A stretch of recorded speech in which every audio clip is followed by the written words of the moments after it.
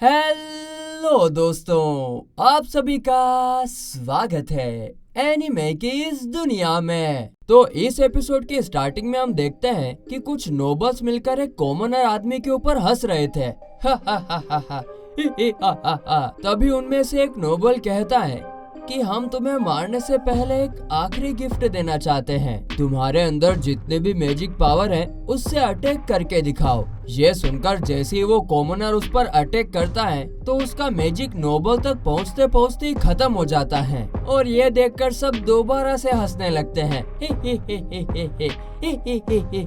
और कहते हैं कि एक कॉमनर के लिए इससे ज्यादा मैजिक करना नामुमकिन है। और बस इतना कहते ही एक नोबल उस कॉमनर पर अपने मैजिक से अटैक कर देता है, जिससे वो कॉमनर चिल्लाने लगता है। लेकिन वो इस दर्द में भी उस नोबल के शानदार मैजिक को एहसास कर पाने के लिए खुश हो रहा होता है और वो सोच रहा था कि भले ही इस मैजिक से मुझे काफी ज्यादा दर्द हो रहा है, लेकिन ये काफी ज्यादा ब्यूटीफुल है।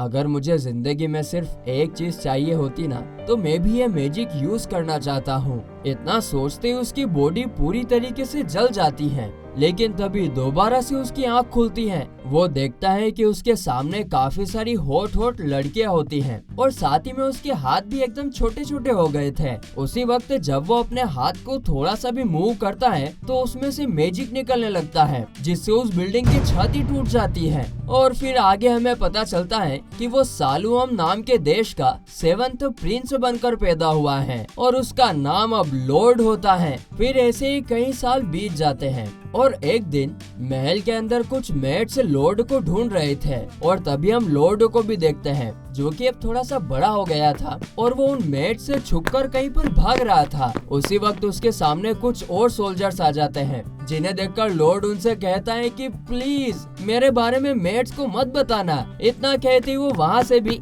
निकल जाता है। तभी उसमें से एक सोल्जर कहता है कि प्रिंस लॉर्ड ने पैदा होने के थोड़े टाइम बाद ही बोलना शुरू कर दिया था और तो और वो पिक्चर बुक की बजाय स्पेल्स की बुक पढ़ते थे। मुझे तो लगता है कि प्रिंस लॉर्ड असल में ग्रेट मैजिशियन विलियम बोर्डेक्स का पुनर्जन्म है। तो वहीं इस तरफ लॉर्ड भागते भागते सभी मेट से छुपकर रॉयल लाइब्रेरी में आता है।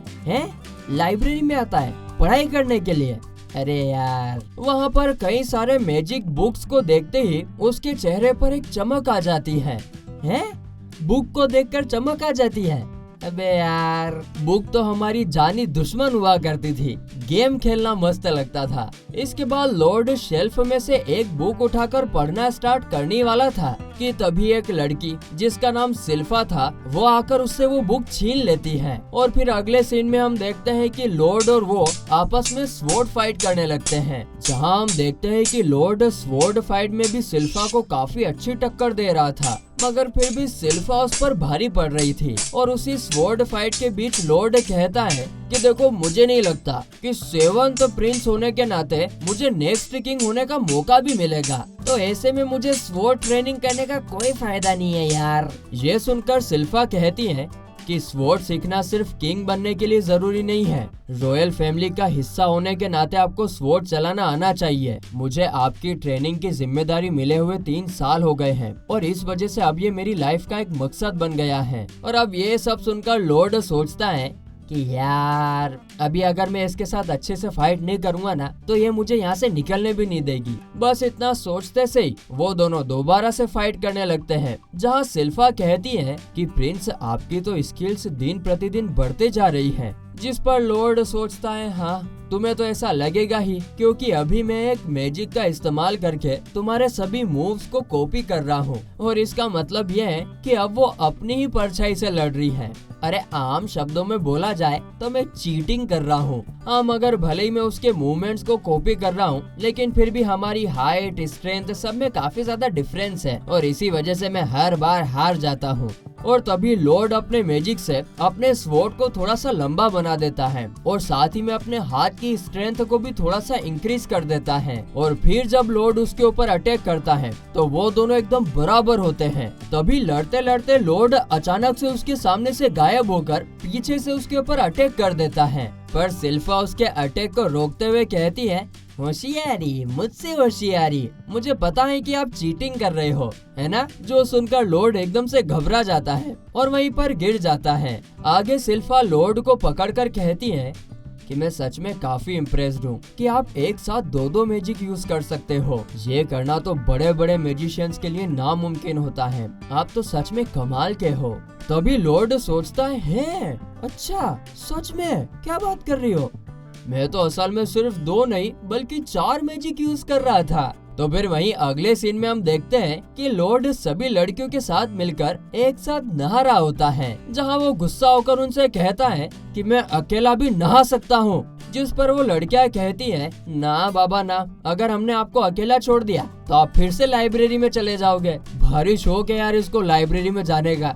मैं तो लाइब्रेरी में सिर्फ नींद निकालने जाता हूँ। और तभी उनमें से एक लड़की कहती है कि अगर आप अच्छे बच्चे बनकर हमारी बात नहीं सुनते हो ना, तो फॉरबिडन लाइब्रेरी का डीमन आपको खा जाएगा। यह सुनकर लॉर्ड थोड़ा कंफ्यूज हो जाता है और पूछता है कि तुम सब ये क्या बातें कर रही हो? जिस पर वो बताती है कि काफी टाइम पहले हमारे देश को एक डीमन ने पूरी तरीके से तबाह कर दिया था और उसके चलते हजारों मैजिशियंस ने अपनी जान गंवाई थी। मगर फिर आखिर में हम उस डीमन को सील करने में कामयाब हो गए थे और उस डीमन का नाम ग्रीमो होता है। तभी लॉर्ड अपना मुंह पानी के अंदर डाल लेता है, जो देखकर सबको लगता है कि वो डर गया है और फिर इसीलिए सारी लड़कियां आपस में लड़ने लगती हैं कि लॉर्ड रात को किसके साथ सोएगा। मगर तभी इसी मौके का फायदा उठाकर लॉर्ड वहाँ से पतली गली पकड़कर निकल लेता है और इस फॉरबिडन लाइब्रेरी में जाने के लिए वो काफी ज्यादा एक्साइटेड होता है।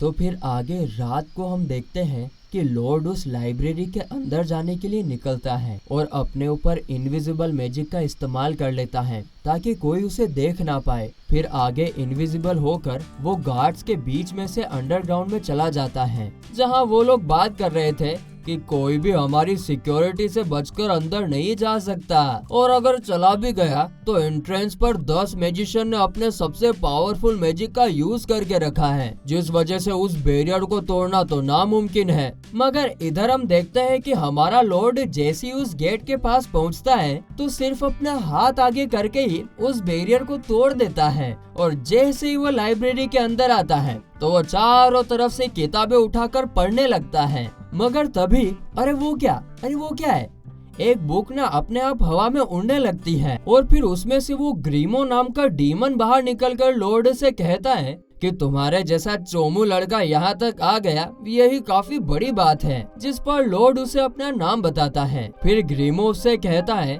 कि क्यों ना तुम मेरी सील को तोड़ दो, वैसे भी ये आज नहीं तो कल टूटने ही वाला है, पर अगर तुम आज इसको तोड़ते हो तो मैं इसके बदले में तुम्हें काफी सारे गोल्ड दूंगा। तभी लॉर्ड उसके एक गोल्ड को हाथ में पकड़कर कहता है, अबे अगर तुम्हें मुझे उल्लू ही बनाना था तो थोड़ा बेहतर इल्यूजन मैजिक का इस्तेमाल कर लेते यार। ऐसे धूल मिट्टी के गोल्ड को बनाकर तुम क्या ही साबित करना चाहते हो? यह सुनकर उस ग्रीमो का खोपड़ा खुल जाता है। अरे तेरी तो। फिर आगे लॉर्ड उससे कहता है कि मैं वैसे भी तुम्हारे ऊपर एक और सील लगाने वाला हूँ ताकि कितना भी टाइम हो जाए तुम यहाँ से बाहर ही ना निकल पाओ। ये सुनकर ग्रीमो कहता है, अरे नहीं, देखो अगर तुम मुझे आजाद कर देते हो ना तो मैं तुम्हें एंशिएंट मैजिक सिखाऊंगा जो सालों पहले ही गायब हो चुका है। बस मैजिक का नाम सुनते ही लॉर्ड तो एकदम खुश हो जाता है और ये देखकर तो ग्रीमो उसे और मक्खन लगाते हुए कहता है कि देखो मुझे अच्छे से पता है कि तुम्हारे अंदर ना काफी ज्यादा मैजिक का टैलेंट है। जिस पर लॉर्ड कहता है कि अरे हाँ, ये तो तुमने सही कहा, मैं ना आम मैजिशियन से काफी ज्यादा टैलेंटेड हूँ। अब ये सुनकर ग्रीमो को लग रहा था कि ये लड़का तो काफी ज्यादा ही हवा में उड़ रहा है। मगर फिर तभी लॉर्ड अपने मैजिक से उसकी सील को तोड़कर उसे आजाद कर देता है और कहता है कि प्लीज अब तुम अपना प्रॉमिस पूरा करो और मुझे एंशिएंट मैजिक सिखाओ। जिस पर ग्रीमो लॉर्ड को कुछ सिखाता फिकाता तो नहीं है और उस पर एक काफी खतरनाक अटैक कर देता है और इससे पूरी की पूरी लाइब्रेरी में तहलका मच जाता है। अब इसके बाद ग्रीमो वहाँ से बाहर निकलने का सोच रहा होता है कि लॉर्ड उसके मैजिक को एब्जॉर्ब कर लेता है। साथ ही वो अपने एक बैरियर के अंदर रहकर उसके मैजिक से बच भी जाता है। इसके बाद लॉर्ड उससे कहता है कि भाई साहब तुम्हारा मैजिक तो काफी शानदार था। लेकिन क्या तुम कुछ और करके दिखा सकते हो? जिस पर ग्रीमो काफी ज्यादा गुस्सा होता है और दोबारा से लॉर्ड के ऊपर अटैक कर देता है, पर उसके अटैक्स लॉर्ड के बैरियर का बाल भी बांका नहीं कर पा रहे थे। उल्टा अब लॉर्ड उसके मैजिक को अपनी उंगली पर पकड़कर देखने लगता है और कहता है कि क्या क्या तुम्हें सिर्फ इतना ही आता है बस। और यह सुनकर ग्रीमो का गुस्सा तो हद से ज्यादा बढ़ जाता है और इसीलिए वो अपनी पूरी ताकत से अपना सबसे पावरफुल अटैक कर देता है, पर उसका ये अटैक भी लॉर्ड के बैरियर को तोड़ नहीं पाता है। साथ ही हम देखते हैं कि लॉर्ड तो उसके मैजिक को काफी ध्यान से एनालाइज भी कर लेता है और ये देखने के बाद तो अब ग्रीमो भी समझ जाता है कि लॉर्ड से पंगा लेना तो उसे महंगा पड़ सकता है भाई साहब, और इसीलिए वो वहाँ से रफू चक्कर होने की कोशिश करता है, पर लॉर्ड ने हर तरफ बैरियर बनाकर उसे वहीं पर बंद कर दिया था। इसके बाद हम देखते हैं कि ग्रीमो दोबारा से उसके ऊपर अटैक करने का सोचता है, जिस पर लॉर्ड उसे रोकते हुए कहता है, अरे ओ रुक जाओ यार, मैंने इस अटैक को एनालाइज कर लिया है, इसीलिए तुम्हें दोबारा दिखाने की जरूरत नहीं है। तुम ऐसा करो ना कि तुम अब मुझे अपना डिफेंस मैजिक दिखाओ। बस इतना कहते से लॉर्ड उसके ऊपर अपना अटैक कर देता है, जिससे ग्रीमो की बैंड ही बच जाती है। डिफेंस तो गया बाढ़ में। और फिर इसके बाद हम देखते हैं कि लॉर्ड पूरी की पूरी लाइब्रेरी को जैसा था वैसा का वैसा बना देता है, और अब ये देखकर तो ग्रीमो की आंखें चौंधिया जाती हैं और अब तो वो लॉर्ड को मास्टर बुलाने लगता है, जिस पर लॉर्ड उसके पास जाकर कहता है कि मैंने सुना है कि डीमंस मैजिक से मर नहीं सकते, पर मैं जानना चाहता हूँ कि वो कितना सहन कर सकते हैं, इसलिए चलो एक टेस्ट करते हैं। ये सुनते से तो ग्रीमो की फटकर चार हो जाती है और वो डर के मारे पीछे चला जाता है और उसके सामने सर झुकाते हुए कहता है कि मैं ग्रीमो मास्टर लॉर्ड के सामने हार मानता हूँ, प्लीज मुझे अपना सर्वेंट बना लीजिए। और इसके लिए लॉर्ड भी मान जाता है और पूछता है कि क्या तुम अपने आप को ट्रांसफॉर्म कर सकते हो। और ये सुनकर ग्रीमो एक काफी छोटे क्रिएचर में ट्रांसफॉर्म हो जाता है और लॉर्ड उसे अपने कपड़ों के अंदर जाने के लिए कहता है, जिस पर ग्रीमो सोचता है कि शायद इसे पता नहीं है, पर अगर मैं उसके इतना करीब जाऊंगा तो उसकी बॉडी को बड़ी आसानी से कंट्रोल कर पाऊंगा। हालांकि फिर जब वो उसकी बॉडी के पास जाता है तो लॉर्ड का मैजिक पावर देखकर उसके सारे इरादे चकनाचूर हो जाते हैं और वो डर के मारे कांपने लगता है। और आगे वो लॉर्ड से कहता है, और इसी के साथ, अरे क्या कहता है वो तो बताओ। अरे वो तो मुझे भी नहीं पता, स्क्रिप्ट में लिखा हुआ ही नहीं है। इसी के साथ ये एपिसोड यहीं पर खत्म होता है, कल बताऊंगा।